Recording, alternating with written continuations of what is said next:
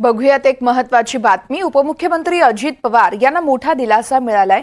विशेष म्हणजे उपमुख्यमंत्री पदाची शपथ घेतली आणि त्यानंतर त्यांना आयकर विभागाकडून एक गुड न्यूज मिळाली आहे। आयकर विभागाने अजित पवारांची जप्त केलेली संपत्ती रिलीज केली आहे। दिल्लीतील बेनामी ट्रिब्युनलचे या संदर्भातचे आदेश जारी करण्यात आले आहेत। अजित पवार यांचे सुपुत्र पार्थ पवार आणि पत्नी सुमित्रा पवार यांची संपत्ती इन्कम टॅक्स विभागाने सीज केली होती।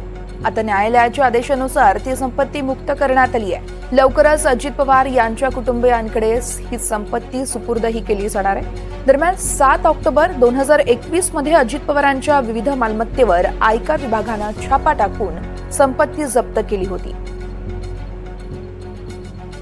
यावर ठाकरे गटाच्या सुषमा अंधारे यांनी काय प्रतिक्रिया दिली आहे पाहूया।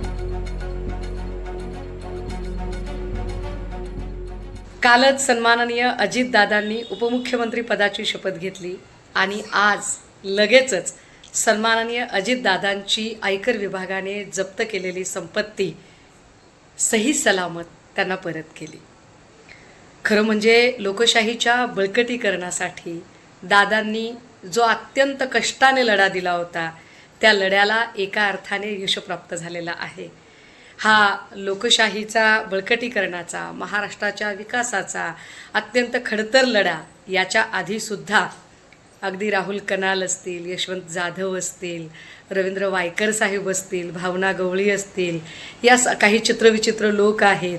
अशाही लोकांनी मोठ्या ताकदीने या सगळ्या शूरवीरांनी हा पराक्रम बजावला होता।